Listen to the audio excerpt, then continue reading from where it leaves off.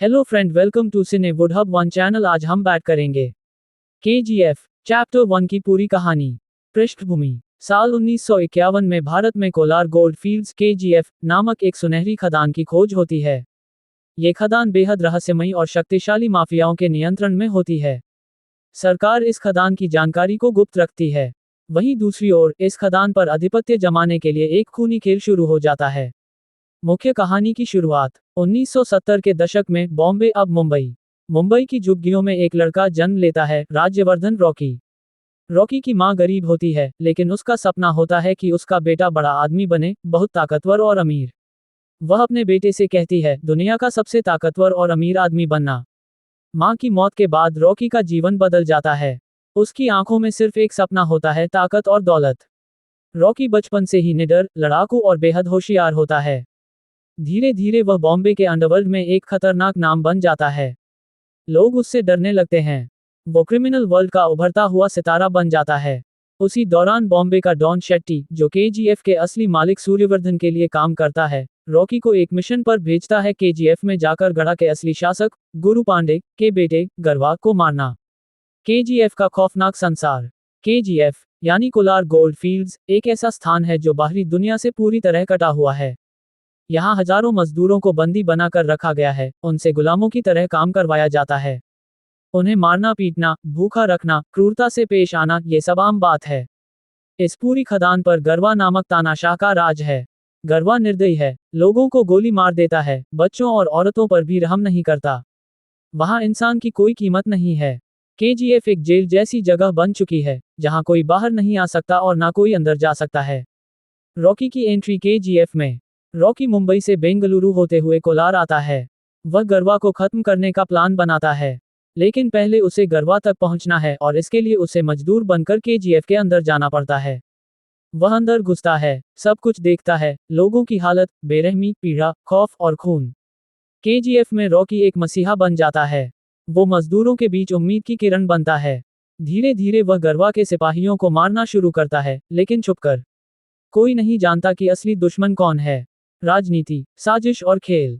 KGF के बाहर सूर्यवर्धन की मौत के बाद एक सत्ताकांक्षी महिला, रमिका सेन, सत्ता में आती है और उसे केजीएफ के बारे में जानकारी मिलती है। सरकार अब उस खदान पर नजर रखने लगती है। वहीं दूसरी ओर सूर्यवर्धन के उत्तराधिकारी आपस में लड़ रहे होते हैं, सबको केजीएफ की गद्दी चाहिए।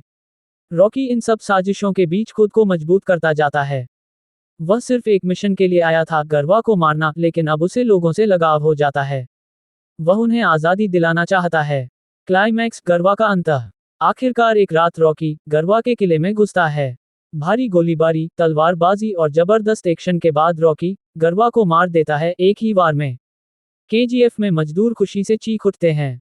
पहली बार खदान में किसी ने अत्याचार के खिलाफ आवाज उठाई थी और वो था रॉकी। लेकिन कहानी वहीं खत्म नहीं होती। अंत में ट्विस्ट। गरवा के मारे जाने के बाद रॉकी खुद केजीएफ का नया शासक बन जाता है। लोग उसे राजा की तरह पूछते हैं। लेकिन असली युद्ध तो अब शुरू होता है, क्योंकि बाहरी दुनिया को अब एक नया खतरा मिल चुका है, रॉकी भाई।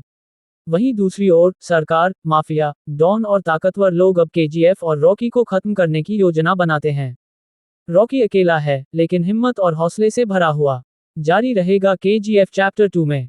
केजीएफ चैप्टर 1 2018 की भारतीय कन्नड़ भाषा की एक्शन फिल्म है, जिसे प्रशांत नील ने लिखा और निर्देशित किया है और होम्बले फिल्म्स के बैनर तले विजय किरागंदूर द्वारा निर्मित है।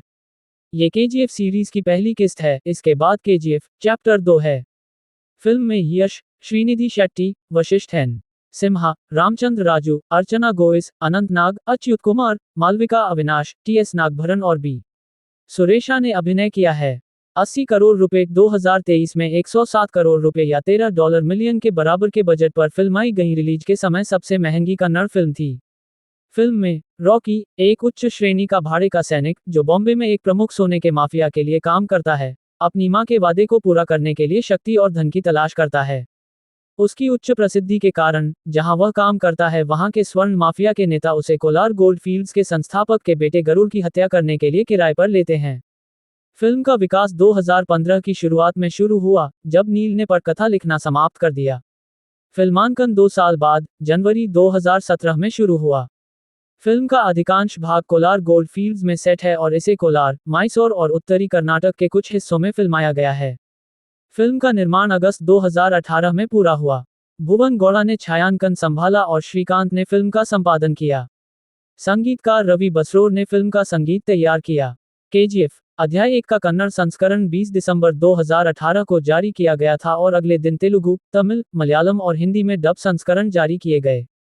फिल्म को आलोचकों से सकारात्मक समीक्षा मिली और फिल्म के संवाद दुनिया भर में प्रसिद्ध हुए।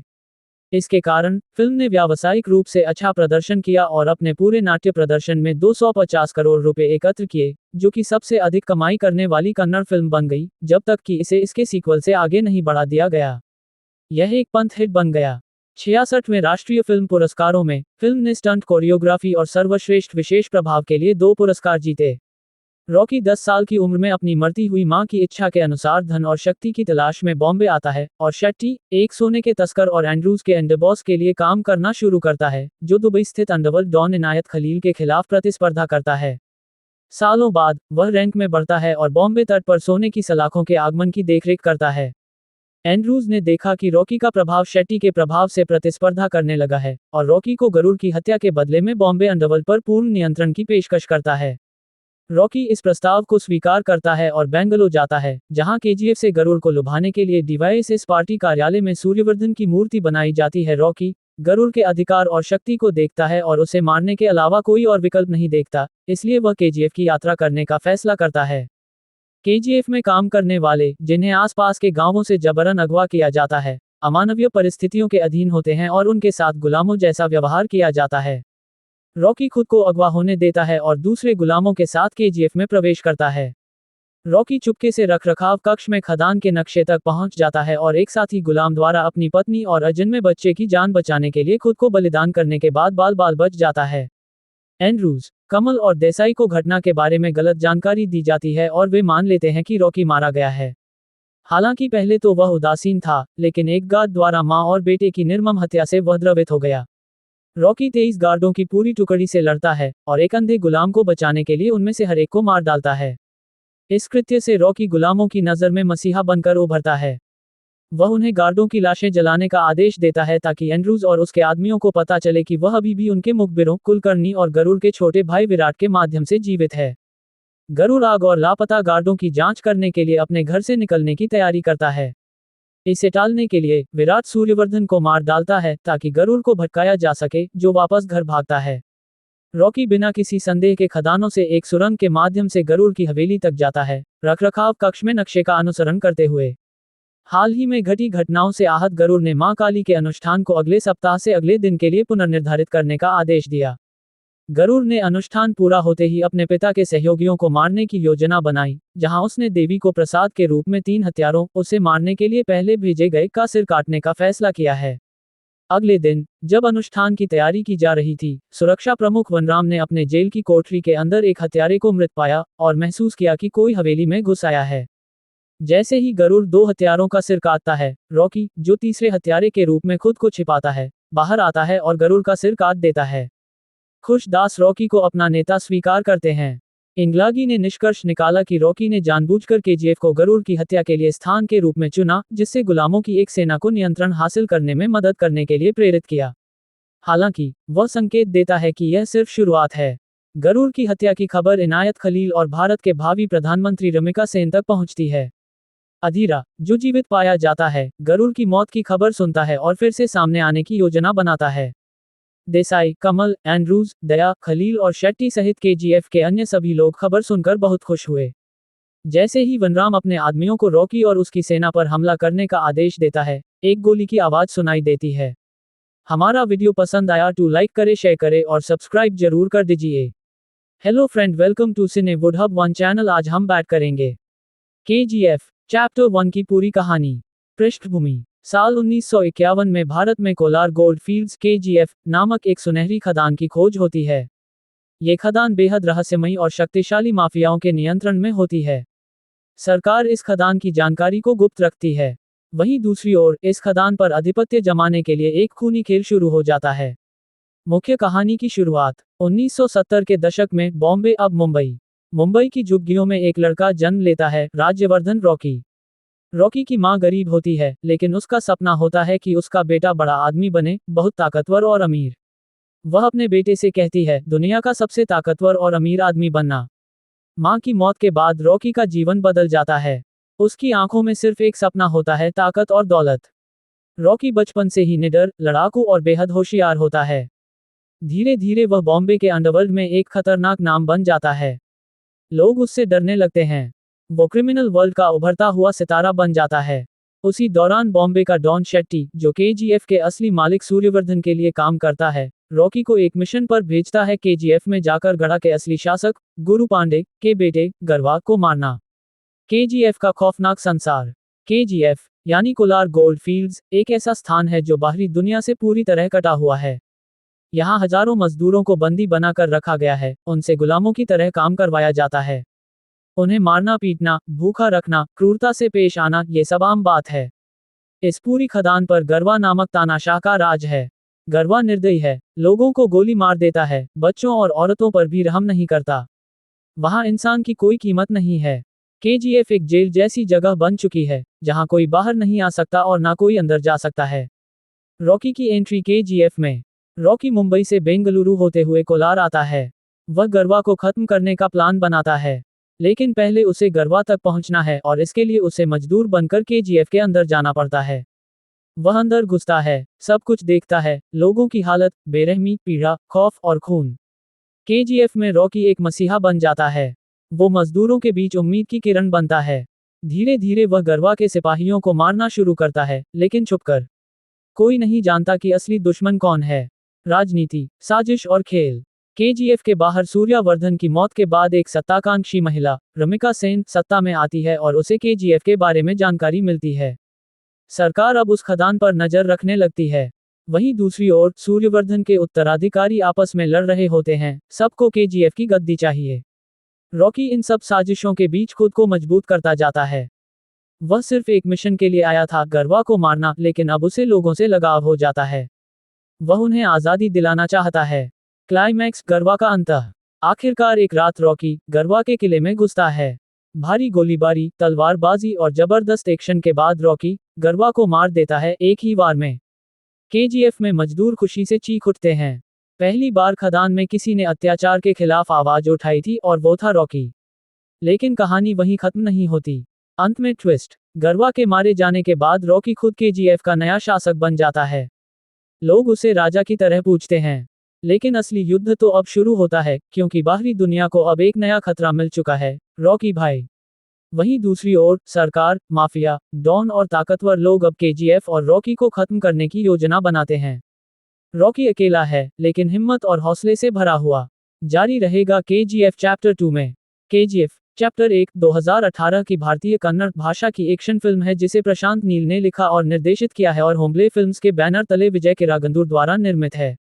ये केजीएफ सीरीज की पहली किस्त है। इसके बाद केजीएफ चैप्टर 2 है। फिल्म में यश, श्रीनिधि शेट्टी, वशिष्ठ एन. सिम्हा, रामचंद्र राजू, अर्चना गोइस, अनंत नाग, अच्युत कुमार, मालविका अविनाश, टीएस नागभरन और बी. सुरेशा ने अभिनय किया है। 80 करोड़ रुपए 2023 में 107 करोड़ रुपए या $13 मिलियन के बराबर के बजट पर फिल्माई गई रिलीज के समय सबसे महंगी कन्नड़ फिल्म थी। फिल्म में रॉकी एक उच्च श्रेणी का भाड़े का सैनिक, जो बॉम्बे में एक प्रमुख सोने के माफिया के लिए काम करता है, अपनी मां के वादे को पूरा करने के लिए शक्ति और धन की तलाश करता है। उसकी उच्च प्रसिद्धि के कारण जहां वह काम करता है वहां के स्वर्ण माफिया के नेता उसे कोलार गोल्ड फील्ड्स के संस्थापक के बेटे गरुड़ की हत्या करने के लिए किराए पर लेते हैं।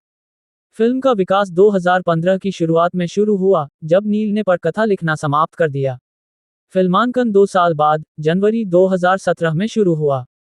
फिल्म का अधिकांश भाग कोलार गोल्ड फील्ड्स में सेट है और इसे कोलार, मैसूर और उत्तरी कर्नाटक के कुछ हिस्सों में फिल्माया गया है। फिल्म का निर्माण अगस्त 2018 में पूरा हुआ। भुवन गौड़ा ने छायांकन संभाला और श्रीकांत ने फिल्म का संपादन किया। संगीतकार रवि बसरोर ने फिल्म का संगीत तैयार किया। केजीएफ अध्याय 1 का कन्नड़ संस्करण 20 दिसंबर 2018 को जारी किया गया था और अगले दिन तेलुगु, तमिल, मलयालम और हिंदी में डब संस्करण जारी किए गए। फिल्म को आलोचकों से सकारात्मक समीक्षा मिली और फिल्म के संवाद दुनिया भर में प्रसिद्ध हुए। इसके कारण फिल्म ने व्यावसायिक रूप से अच्छा प्रदर्शन किया और अपने पूरे नाट्य प्रदर्शन में 250 करोड़ रुपए एकत्र किए, जो कि सबसे अधिक कमाई करने वाली कन्नड़ फिल्म बन गई, जब तक कि इसे इसके सीक्वल से आगे नहीं बढ़ा दिया गया। यह एक पंथ हिट बन गया। 66वें राष्ट्रीय फिल्म पुरस्कारों में फिल्म ने स्टंट कोरियोग्राफी और सर्वश्रेष्ठ विशेष प्रभाव के लिए 2 पुरस्कार जीते। रॉकी 10 साल की उम्र में अपनी मरती हुई मां की इच्छा के अनुसार धन और शक्ति की तलाश में बॉम्बे आता है और शेट्टी, एक सोने के तस्कर और एंड्रूज के अंडरबॉस के लिए काम करना शुरू करता है, जो दुबई स्थित अंडरवर्ल्ड डॉन इनायत खलील के खिलाफ प्रतिस्पर्धा करता है। सालों बाद, वह रैंक में बढ़ता है और बॉम्बे तट पर सोने की सलाखों के आगमन की देखरेख करता है।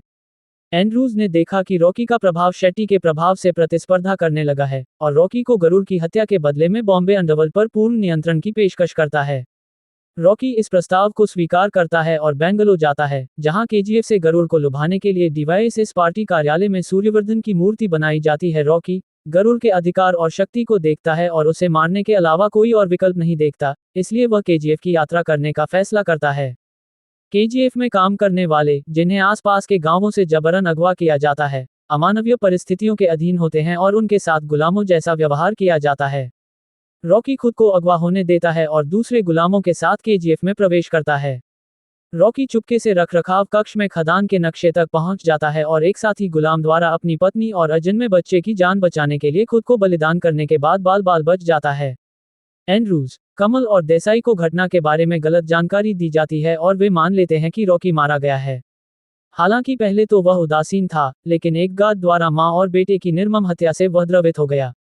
रॉकी 23 गार्डों की पूरी टुकड़ी से लड़ता है और एक अंधे गुलाम को बचाने के लिए उनमें से हर एक को मार डालता है।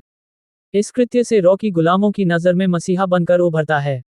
वह उन्हें गार्डों की लाशें जलाने का आदेश देता है ताकि एंड्रूज और उसके आदमियों को पता चले कि वह अभी भी उनके मुखबिरों कुलकर्णी और गरुड़ के छोटे भाई विराट के माध्यम से जीवित है। गरुड़ आग और लापता गार्डों की जांच करने के लिए अपने घर से निकलने की तैयारी करता है। इसे टालने के लिए विराट सूर्यवर्धन को मार डालता है ताकि गरुड़ को भटकाया जा सके, जो वापस घर भागता है। रॉकी बिना किसी संदेह के खदानों से एक सुरंग के माध्यम से गरुड़ की हवेली तक जाता है, रखरखाव कक्ष में नक्शे का अनुसरण करते हुए। हाल ही में घटी घटनाओं से आहत गरुड़ ने मां काली के अनुष्ठान को अगले सप्ताह से अगले दिन के लिए पुनर्निर्धारित करने का आदेश दिया। गरुड़ ने अनुष्ठान पूरा होते ही अपने पिता के सहयोगियों को मारने की योजना बनाई, जहां उसने देवी को प्रसाद के रूप में 3 हत्यारों, उसे मारने के लिए पहले भेजे गए का सिर काटने का फैसला किया है। अगले दिन, जब अनुष्ठान की तैयारी की जा रही थी, सुरक्षा प्रमुख वनराम ने अपने जेल की कोठरी के अंदर एक हत्यारे को मृत पाया और महसूस किया कि कोई हवेली में घुस आया है। जैसे ही गरुड़ 2 हत्यारों का सिर काटता है, रॉकी, जो तीसरे हत्यारे के रूप में खुद को छिपाता है, बाहर आता है और गरुड़ का सिर काट देता है। खुश दास रॉकी को अपना नेता स्वीकार करते हैं। इंगलागी ने निष्कर्ष निकाला कि रॉकी ने जानबूझकर केजीएफ को गरुड़ की हत्या के लिए स्थान के रूप में चुना, जिससे गुलामों की एक सेना को नियंत्रण हासिल करने में मदद करने के लिए प्रेरित किया। हालांकि, वह संकेत देता है कि यह सिर्फ शुरुआत है। गरुड़ की हत्या की खबर इनायत खलील और भारत के भावी प्रधानमंत्री रमिका सेन तक पहुंचती है। अधीरा, जो जीवित पाया जाता है, गरुड़ की मौत की खबर सुनता है और फिर से सामने आने की योजना बनाता है। देसाई, कमल, एंड्रूज, दया, खलील और शेट्टी सहित केजीएफ के अन्य सभी लोग खबर सुनकर बहुत खुश हुए। जैसे ही वनराम अपने आदमियों को रॉकी और उसकी सेना पर हमला करने का आदेश देता है, एक गोली की आवाज सुनाई देती है। हमारा वीडियो पसंद आया तो लाइक करे, शेयर करे और सब्सक्राइब जरूर कर दीजिए। Hello friend, welcome to cine wood hub 1 channel. आज हम बात करेंगे केजीएफ चैप्टर 1 की पूरी कहानी। पृष्ठभूमि: साल 1951 में भारत में कोलार गोल्ड फील्ड्स केजीएफ नामक एक सुनहरी खदान की खोज होती है। ये खदान बेहद रहस्यमयी और शक्तिशाली माफियाओं के नियंत्रण में होती है। सरकार इस खदान की जानकारी को गुप्त रखती है। वहीं दूसरी ओर, इस खदान पर आधिपत्य जमाने के लिए एक खूनी खेल शुरू हो जाता है। मुख्य कहानी की शुरुआत 1970 के दशक में बॉम्बे अब मुंबई की झुग्गियों में एक लड़का जन्म लेता है, राज्यवर्धन रॉकी। रॉकी की मां गरीब होती है, लेकिन उसका सपना होता है कि उसका बेटा बड़ा आदमी बने, बहुत ताकतवर और अमीर। वह अपने बेटे से कहती है, दुनिया का सबसे ताकतवर और अमीर आदमी बनना। मां की मौत के बाद रॉकी का जीवन बदल जाता है। उसकी आंखों में सिर्फ एक सपना होता है, ताकत और दौलत। रॉकी बचपन से ही निडर, लड़ाकू और बेहद होशियार होता है। धीरे धीरे वह बॉम्बे के अंडरवर्ल्ड में एक खतरनाक नाम बन जाता है। लोग उससे डरने लगते हैं। वो क्रिमिनल वर्ल्ड का उभरता हुआ सितारा बन जाता है।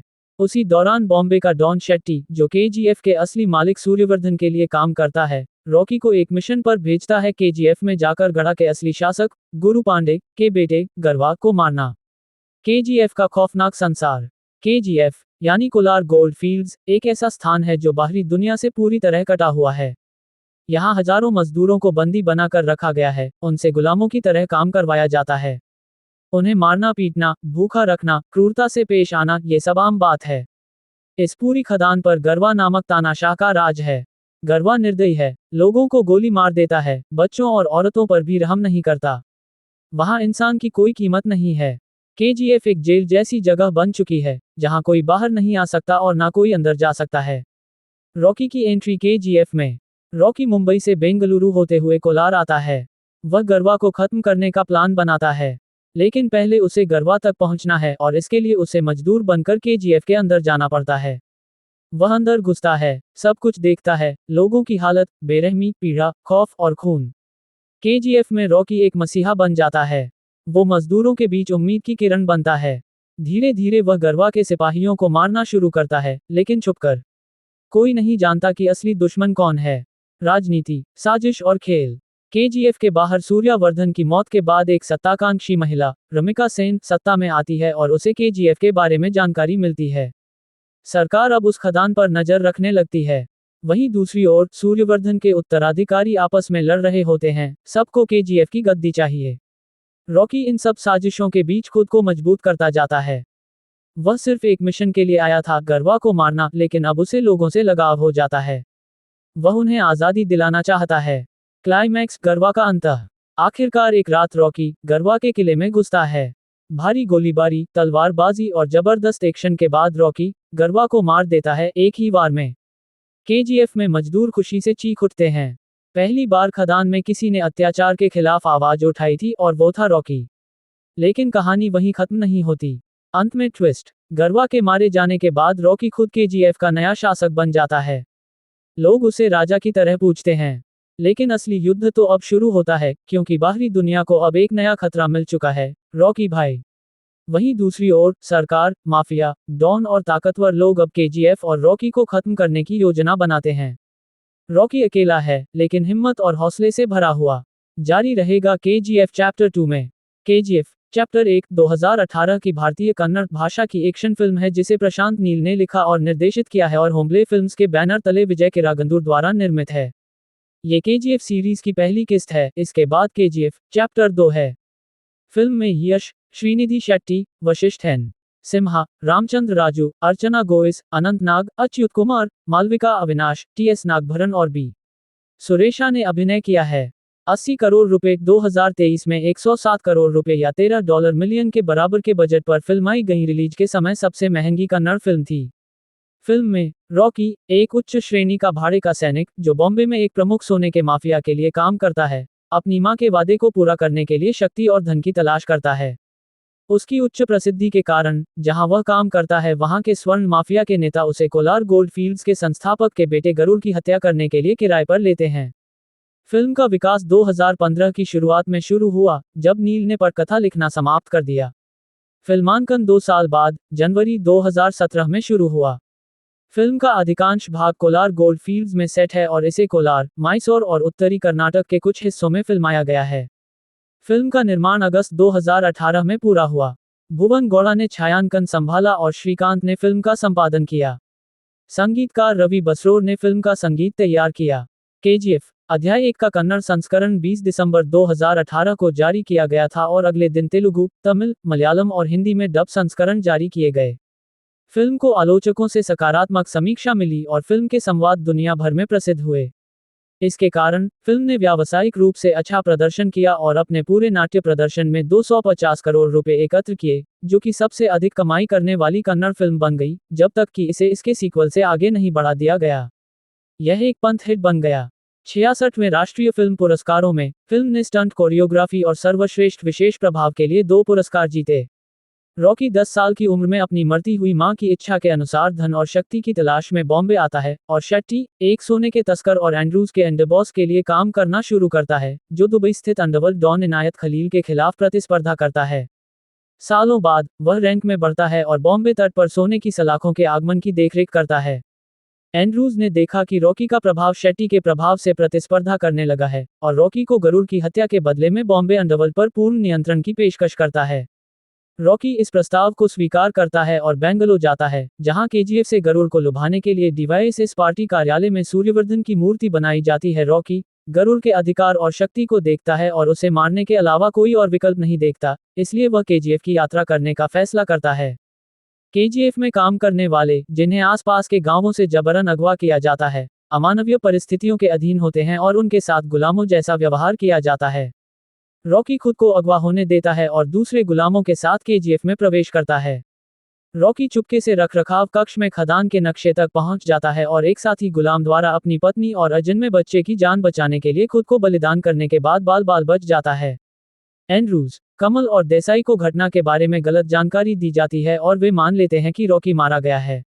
हालांकि पहले तो वह उदासीन था, लेकिन एक गार्ड द्वारा मां और बेटे की निर्मम हत्या से वह द्रवित हो गया। रॉकी 23 गार्डों की पूरी टुकड़ी से लड़ता है और एक अंधे गुलाम को बचाने के लिए उनमें से हर एक को मार डालता है। इस कृत्य से रॉकी गुलामों की नज़र में मसीहा बनकर उभरता है। वह उन्हें गार्डों की लाशें जलाने का आदेश देता है ताकि एंड्रूज और उसके आदमियों को पता चले कि वह अभी भी उनके मुखबिरों कुलकर्णी और गरुड़ के छोटे भाई विराट के माध्यम से जीवित है। गरुड़ आग और लापता गार्डों की जांच करने के लिए अपने घर से निकलने की तैयारी करता है। इसे टालने के लिए विराट सूर्यवर्धन को मार डालता है ताकि गरुड़ को भटकाया जा सके, जो वापस घर भागता है। रॉकी बिना किसी संदेह के खदानों से एक सुरंग के माध्यम से गरुड़ की हवेली तक जाता है, रखरखाव कक्ष में नक्शे का अनुसरण करते हुए। हाल ही में घटी घटनाओं से आहत गरुड़ ने मां काली के अनुष्ठान को अगले सप्ताह से अगले दिन के लिए पुनर्निर्धारित करने का आदेश दिया। गरुड़ ने अनुष्ठान पूरा होते ही अपने पिता के सहयोगियों को मारने की योजना बनाई, जहां उसने देवी को प्रसाद के रूप में 3 हत्यारों, उसे मारने के लिए पहले भेजे गए का सिर काटने का फैसला किया है। अगले दिन, जब अनुष्ठान की तैयारी की जा रही थी, सुरक्षा प्रमुख वनराम ने अपने जेल की कोठरी के अंदर एक हत्यारे को मृत पाया और महसूस किया कि कोई हवेली में घुस आया है। जैसे ही गरुड़ 2 हत्यारों का सिर काटता है, रॉकी, जो तीसरे हत्यारे के रूप में खुद को छिपाता है, बाहर आता है और गरुड़ का सिर काट देता है। खुश दास रॉकी को अपना नेता स्वीकार करते हैं। इंगलागी ने निष्कर्ष निकाला कि रॉकी ने जानबूझकर केजीएफ को गरुड़ की हत्या के लिए स्थान के रूप में चुना, जिससे गुलामों की एक सेना को नियंत्रण हासिल करने में मदद करने के लिए प्रेरित किया। हालांकि, वह संकेत देता है कि यह सिर्फ शुरुआत है। गरुड़ की हत्या की खबर इनायत खलील और भारत के भावी प्रधानमंत्री रमिका सेन तक पहुंचती है। अधीरा, जो जीवित पाया जाता है, गरुड़ की मौत की खबर सुनता है और फिर से सामने आने की योजना बनाता है। देसाई, कमल, एंड्रूज, दया, खलील और शेट्टी सहित केजीएफ के अन्य सभी लोग खबर सुनकर बहुत खुश हुए। जैसे ही वनराम अपने आदमियों को रॉकी और उसकी सेना पर हमला करने का आदेश देता है, एक गोली की आवाज सुनाई देती है। हमारा वीडियो पसंद आया तो लाइक करे, शेयर करे और सब्सक्राइब जरूर कर दीजिए। Hello friend, welcome to cine wood hub 1 channel. आज हम बात करेंगे केजीएफ चैप्टर 1 की पूरी कहानी। पृष्ठभूमि: साल 1951 में भारत में कोलार गोल्ड फील्ड्स केजीएफ नामक एक सुनहरी खदान की खोज होती है। ये खदान बेहद रहस्यमयी और शक्तिशाली माफियाओं के नियंत्रण में होती है। सरकार इस खदान की जानकारी को गुप्त रखती है। वहीं दूसरी ओर, इस खदान पर आधिपत्य जमाने के लिए एक खूनी खेल शुरू हो जाता है। मुख्य कहानी की शुरुआत 1970 के दशक में बॉम्बे अब मुंबई की झुग्गियों में एक लड़का जन्म लेता है, राज्यवर्धन रॉकी। रॉकी की मां गरीब होती है, लेकिन उसका सपना होता है कि उसका बेटा बड़ा आदमी बने, बहुत ताकतवर और अमीर। वह अपने बेटे से कहती है, दुनिया का सबसे ताकतवर और अमीर आदमी बनना। मां की मौत के बाद रॉकी का जीवन बदल जाता है। उसकी आंखों में सिर्फ एक सपना होता है, ताकत और दौलत। रॉकी बचपन से ही निडर, लड़ाकू और बेहद होशियार होता है। धीरे धीरे वह बॉम्बे के अंडरवर्ल्ड में एक खतरनाक नाम बन जाता है। लोग उससे डरने लगते हैं। वो क्रिमिनल वर्ल्ड का उभरता हुआ सितारा बन जाता है। उसी दौरान बॉम्बे का डॉन शेट्टी, जो केजीएफ के असली मालिक सूर्यवर्धन के लिए काम करता है, रॉकी को एक मिशन पर भेजता है, केजीएफ में जाकर गढ़ा के असली शासक गुरु पांडे के बेटे गरवा को मारना। केजीएफ का खौफनाक संसार। केजीएफ यानी कोलार गोल्ड फील्ड्स एक ऐसा स्थान है जो बाहरी दुनिया से पूरी तरह कटा हुआ है। यहाँ हजारों मजदूरों को बंदी बनाकर रखा गया है, उनसे गुलामों की तरह काम करवाया जाता है। उन्हें मारना, पीटना, भूखा रखना, क्रूरता से पेश आना, ये सब आम बात है। इस पूरी खदान पर गरवा नामक तानाशाह का राज है। गरवा निर्दयी है, लोगों को गोली मार देता है, बच्चों और औरतों पर भी रहम नहीं करता। वहां इंसान की कोई कीमत